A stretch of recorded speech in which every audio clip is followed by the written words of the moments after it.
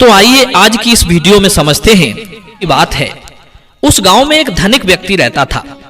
वो किसी लंबी तीर्थ यात्रा पर जाना चाहता था। जाने से पहले उसने अपने यहाँ एक दावत रखी। उसमें गांव के लोगों को आमंत्रित किया।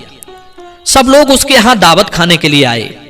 उसका यह मानना था कि ईश्वर ने मुर्गा, मछलियां, इन समस्त जीवों को इंसानों को खाने के लिए बनाया है, इसलिए उसने अपने यहाँ पकवाया। उसके यहाँ आए हुए सभी मेहमानों को का मांस परोसा गया। खाने वालों ने खाया और जो मांस खाना पाप समझते थे उन्होंने नहीं खाया। भोजन कार्यक्रम समाप्त होने के बाद उस धनिक ने सभी मेहमानों को विदाई से पूर्व एक जगह बैठाकर कुछ भाषण देना शुरू किया। कई तरह की बातों पर उसने लोगों को समझाया। उन बातों में एक बात यह भी थी कि परमात्मा कितना कृपालु है। उसने अन्य भोजनों के साथ साथ मनुष्यों को खाने के लिए स्वादिष्ट मछलियां और कई तरह के पशु पक्षियों को जन्म दिया है।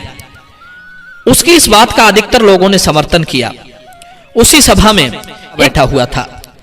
उसने उस धनिक की बात को काटकर उससे कहा, श्रीमान जी, आप गलत कह रहे हैं।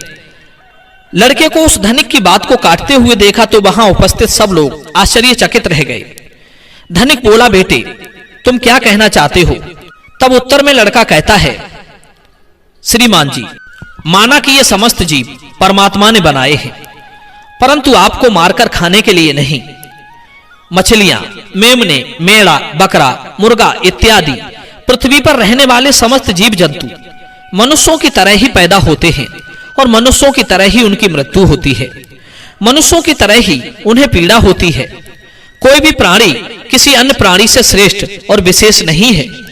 वो अलग बात है कि आपकी बुद्धि विकसित है और पशुओं की बुद्धि इतनी विकसित नहीं होती। लेकिन आपकी विकसित बुद्धि का यह मानना गलत है कि अधिक शक्तिशाली और बुद्धिमान प्राणी अपने से कम शक्तिशाली और कम बुद्धि वाले जीवों को खा सकता है। यह कहना गलत है कि ईश्वर ने ये मूक प्राणी हमारे भोजन के लिए बनाए हैं। हम अपने स्वाद के लिए, अपनी जीविका के लिए, अपने शरीर के पोषण के लिए किसी को भी जब चाहे मारकर खा सकते हैं। बात सिर्फ यह है कि हम इतने ताकतवर और चतुर हैं कि जब चाहे उन्हें पकड़कर मार सकते हैं। अपनों से कमजोर पर तो दुनिया रौब दिखा लेती है। इसका मतलब यह नहीं कि वे आपसे कमजोर हैं, आपकी पकड़ में आ जाते हैं तो भगवान ने उन्हें आपके खाने के लिए बना दिया है। जरा सोचो, मच्छर और पिस्सू हमारे शरीर का रक्त पीते हैं। उन्हें हमारे शरीर का रक्त बहुत अच्छा लगता है।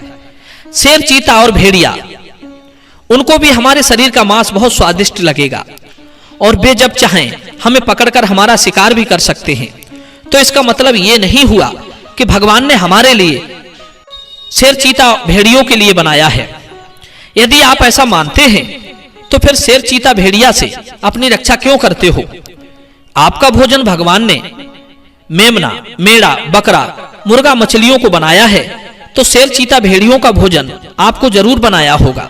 दोस्तों, ये उन मनुष्यों की अज्ञानता का नतीजा है जो दया से रहित हो चुके हैं, जो अपने से कमजोर, दुर्बल और मूक प्राणियों को पकड़ लेते हैं और फिर उन्हें अपना भोजन मानते हैं।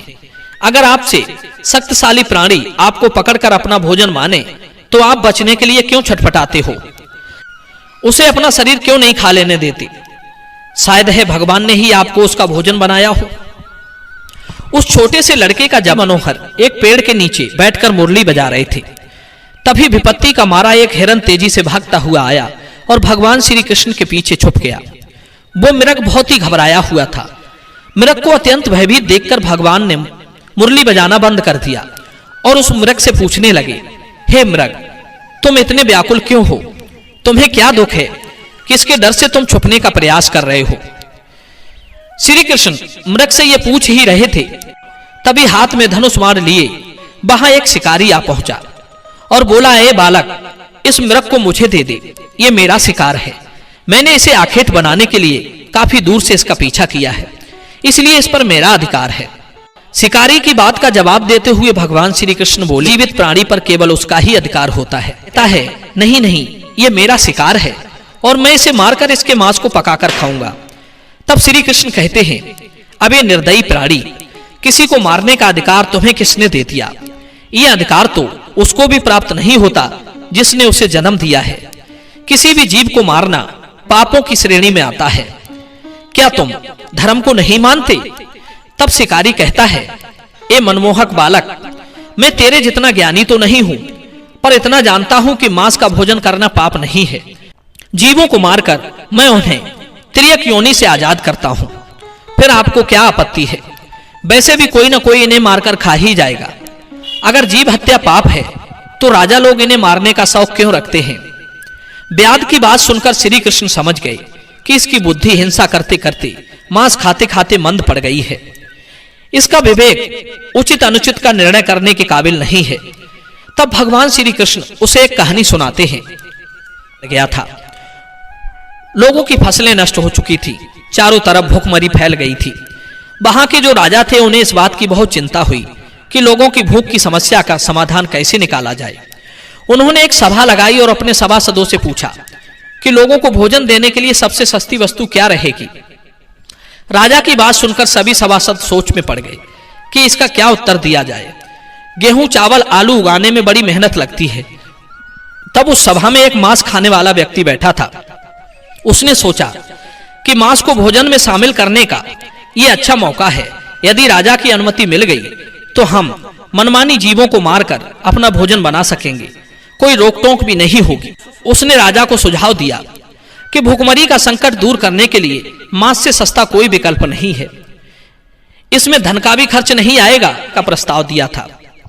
अचानक अपने घर मंत्री को आया देख वो घबरा गया, सोचने लगा जरूर कोई अनहोनी हुई है। मंत्री ने कहा, भाई, शाम को ही महाराज की तबीयत बहुत खराब हो गई है, उन्हें किसी गहरी बीमारी ने घेर लिया है। राजवैद्य ने कहा है कि राजा साहब को अगर किसी बहादुर और हष्टपुष्ट इंसान का थोड़ा सा मांस मिल जाए तो वे ठीक हो सकते हैं। आप महाराज के बहुत विश्वास पात्र हैं, इसलिए मैं आपके पास आया हूं। आप राजा को बचाने के लिए जरूर अपने शरीर से थोड़ा मांस निकालकर दे सकते हैं। राजा साहब को भी यही उम्मीद है कि आप इस काम के लिए इनकार नहीं करेंगे। आप इसके बदले में जितना चाहें धन ले लें, पर थोड़ा सा मांस दे दें। लाओ, मैं तलवार से तुम्हारे शरीर से थोड़ा सा मांस निकाले लेता हूं। दोस्तों, मंत्री की यह बात सुनकर वो आदमी सन्न रह गया, उसके चेहरे का रंग उड़ गया। वो भागता हुआ गया और अपने घर में से 1 लाख स्वर्ण मुद्राएं लाकर मंत्री जी को दे दी और बोला, माफ करना, मैं अपने शरीर का मांस नहीं दे सकता। इसके बदले में आप ये पैसे ले जाइए और किसी और को ये पैसे देकर उससे मांस खरीद लीजिए। मित्रों, मंत्री जी बोले, नहीं भाई, राजा ने विशेष रूप से आपका ही मांस लाने को कहा है, क्योंकि आप बहुत तंदुरुस्त हैं। थोड़े से मांस में आपका कुछ नहीं बिगड़ेगा, पर राजा साहब की जान बच जाएगी। इसके लिए मैं तुम्हें राजा से बोलकर मंत्री पद भी दिलवा दूंगा। कृपया आप देरी ना करें, थोड़ा सा मांस निकाल कर दे दे। मित्रों, वो शख्स मंत्री जी के पैरों में गिरकर बोला, मंत्री जी, मुझे माफ कर दो, इसके बदले में आपको अपना सब कुछ देने को तैयार हूं, पर मैं अपना शरीर को काटकर मांस नहीं दे सकता। इतना कहकर वो वहां से भागने लगा। मंत्री जी बोले, आप भाग जाओगे, पर आपका परिवार तो यहीं रह जाएगा। उसने कहा, मंत्री जी, अपने प्राणों से बढ़कर कुछ नहीं है। जब मैं ही नहीं रहूंगा तो परिवार का क्या करूंगा। मंत्री ने कहा, आपको यहां से जाने की जरूरत नहीं है, तुम्हें नहीं देना है तो मत दो, मैं किसी और के पास चला जाता हूं। इतना कहकर मंत्री जी उससे 1 लाख स्वर्ण मुद्राएं लेकर चले गए। अपनी अपनी तिजोरियों से किसी ने 1 लाख, किसी ने 2 लाख, किसी ने 10 लाख रुपए तो दे दिए, पर अपने शरीर का मांस नहीं दिया। मंत्री जी उन पैसों को लेकर अपने घर चले आए। वो रकम सारे मंत्री सुबह सुबह ही राजा के पास पहुंच गए कि देखें राजा साहब स्वस्थ हैं या नहीं है। उधर प्रधानमंत्री जी भी उन सारे पैसों को लेकर राजा के पास पहुंचे और उन पैसों को राजा के सामने रख दिया। वे पैसे करोड़ों में थे। राजा ने पूछा, यदि उन्हें थोड़ा सा मनुष्य का मांस मिल जाए तो वे ठीक हो सकते हैं। महाराज, सारे मंत्रियों ने मुझे इतने पैसे तो दे दिए, पर आपके उपचार के लिए अपने शरीर से थोड़ा सा मांस नहीं दिया। कल लोग सभा में मांस का भोजन बहुत सस्ता बता रहे थे। अब आप ही सोचिए कि जीवित प्राणी का मांस कितना सस्ता है और कितना महंगा, कि थोड़े से मांस के लिए करोड़ों रुपए देकर उन्होंने मांस देने से इनकार कर दिया। मित्रों, मंत्री जी की बात राजा के अच्छी तरह समझ में आ चुकी थी। इधर भगवान श्री कृष्ण ने उस शिकारी को समझाया कि देखो, अपना शरीर सबको प्रिय होता है, चाहे वो मनुष्य हो या कोई पशु। सबके मांस की उतनी ही कीमत होती है, सबके प्राण उतने ही मूल्यवान होते हैं जितने कि आपके। इसलिए किसी के शरीर को कष्ट नहीं पहुंचाना चाहिए। मनुष्य के जब अपने प्राणों पर आ बनती है तब तो उसे अपना शरीर बहुत प्रिय लगता है। दूसरे जीवों को मारने में वो एक पल भी नहीं लगाता, क्योंकि वो दर्दनाक पीड़ा उसको होती है, आपको नहीं। जिस दिन आपको होगी उस दिन मांस की कीमत आपको समझ आ जाएगी। दोस्तों, मैं उम्मीद कर व्यर्थ नष्ट ना करें। अपने से थोड़े से आनंद के लिए, थोड़े से स्वाद के लिए उनका जीवन ना लें। सबको उतना ही कष्ट होता है जितना कि आपको।